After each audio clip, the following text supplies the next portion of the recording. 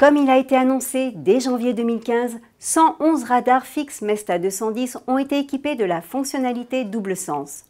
Depuis le 14 septembre, vous êtes à présent susceptible d'être poursuivi en cas de dépassement de la limitation autorisée, même si vous doublez un autre véhicule.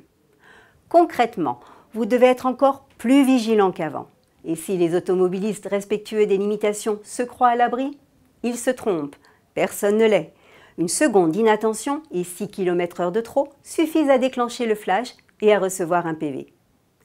S'il est prématuré pour annoncer les bugs, nous ne pouvons que vous conseiller de ne pas vous précipiter à régler le PV à réception.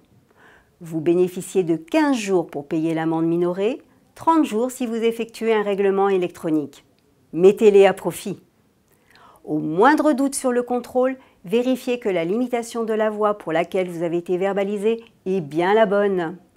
Rappelez-vous, ces radars ne doivent être implantés que sur des routes double sens, contiguës, sans glissière ou zébra. Leur implantation n'est aussi possible que si la limitation est identique dans les deux sens de circulation. Si a priori il ne devrait pas y avoir de souci de ce côté-là, l'Association des usagers de la route dénonce déjà une aberration, comme celle du radar d'Artonne-en-Ré, sens Pornic-Nantes, qui pourrait bien s'étendre à d'autres routes. La limitation à 70 km/h n'est ici pas répétée à chaque nouvelle intersection. Les automobilistes s'engageant sur cette voie, à défaut de panneaux, roulent donc à 90 km/h en toute bonne foi et risquent l'amende.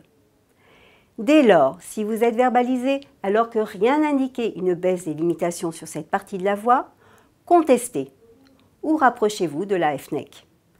Rappelez dans votre réclamation que les signaux d'interdiction ou de restriction s'appliquent de l'endroit où ils sont placés jusqu'à l'endroit où est placée une signalisation contraire, sinon jusqu'à la prochaine intersection.